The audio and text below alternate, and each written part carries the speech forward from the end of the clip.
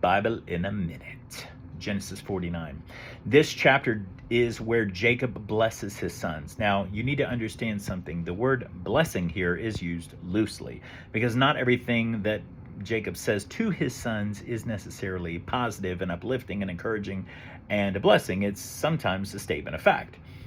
Or a prediction about how they will behave or how they behaved in the past. And Simon and Levi, verse 5 and 6 is a perfect example. He says, they're related by weapons of violence. Let me not enter their counsel. So when we think of the term blessing, we think of saying something good. That's in Greek what it means, eulogeo, a good word. That's what a blessing is. Well, Jacob's not necessarily giving good words to everybody here. And so he's going through name by name and providing them a statement about what will happen to them in the Acharit Hayamim, the last days, whether that is their last days or the last days of Israel, the last days of the world. Like some prophecies may yet be to be fulfilled. Okay, let's look at verses 8 and following. This is what he says about Judah. And Judah, he gives a lot of information to Judah, more to Judah than probably any of his other sons. The only other one that could compare is Joseph. Joseph has quite a bit as well, but so Judah and Joseph get the most of this blessing. And so what he says is interesting because in verse 10 and following, and this is something that you probably have heard in Christmas, it says, the scepter will not pass from Judah, nor the ruler's staff from between his legs. What does he mean? He means that kings are going to come from Judah's line until he comes to whom obedience belongs. And it is he whom the peoples will obey. Who is he talking about? He's talking about this eternal king, this king that would rule over everything. And so we have interpreted that as this is a messianic prophecy. This is a prophecy that specifically is geared towards saying something that, and the Jews believe this. Sorry, I don't mean to say it like the Jews, but Jewish people believe this. People within Judaism believe that the Messiah will come from Judah's line.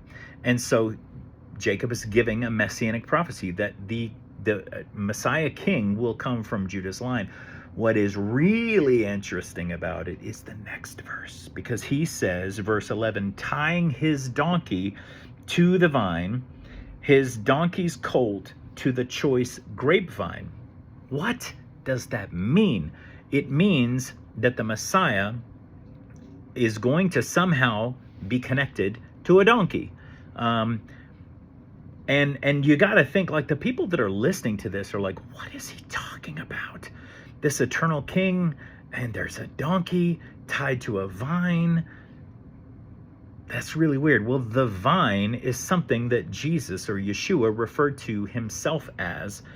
And before he enters Jerusalem, this Messiah king, Jesus, will ride a donkey's colt. He will ride, just like it says in verse 11, he will ride a donkey's colt into the city of Jerusalem. This is fulfilled in Matthew 21, verses 1 through 5.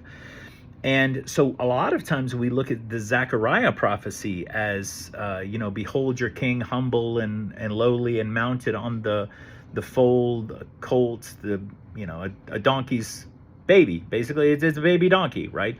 And a one on whom that no one has ever sat. And so people, when we see the triumphal entry of Jesus coming into Jerusalem on the Sunday before Passover begins, we think that, oh man, this prophecy is back from Zechariah's day, 500 or so years before Jesus was born. No, this prophecy goes all the way back to this chapter in Genesis 49. Jacob predicts that the eternal Messiah king would be somehow connected to a donkey. And that would be one of the ways that people would know that he's the Messiah, because of this prophecy.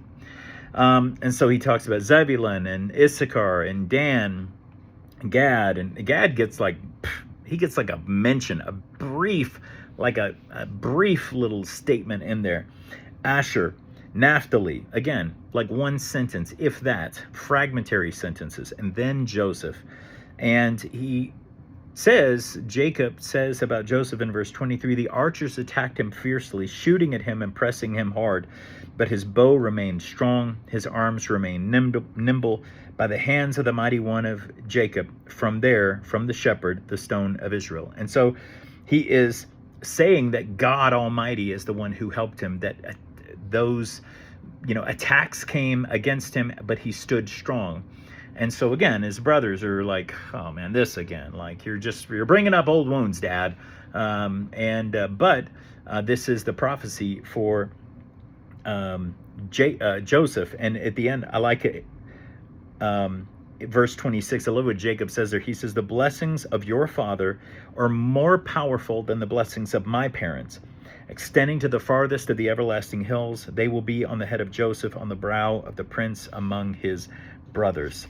And so that really ends. He obviously mentions Benjamin and blesses him as well. Again, not really much of a blessing. He calls him a ravenous wolf. But these are the blessings that Jacob gives to his son. So check out the ones to read them. But I really think the one about Judah is fascinating, not just because of the scepter not departing from him, but also what it says about the donkey and the vine. It's really cool stuff. Genesis 49.